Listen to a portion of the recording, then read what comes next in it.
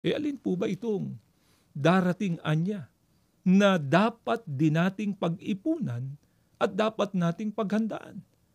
Hayaan nating Biblia po ang sumagot dito po sa Sipanias sa 1, ang mga talata po'y 14 hanggang 15. Pakinggan ninyo ito. Ang dakilang kaarawan ng Panginoon ay malapit na at nagmamadaling mainam. Sa makatwid bagay ang tinig ng kaarawan ng Panginoon. Ang makapangyarihang tao ay sumisigaw roon ng kalagim-lagim.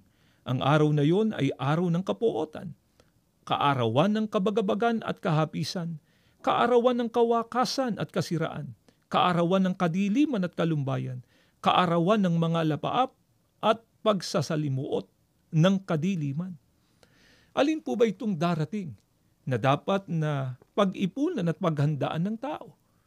Ayon po sa talata na binasa namin sa inyo, ang dakilang kaarawan ng Panginoon ay malapit na. Kung alin po yung tinutukoy na kaarawan ng Panginoon, ito rin po ang araw ng paghuhukom.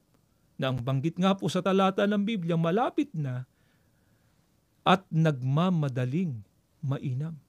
Dapat na mapaghandaan at pag-ipunan ng tao ay yung nauukol po sa pagdating ng araw ng paghuhukom.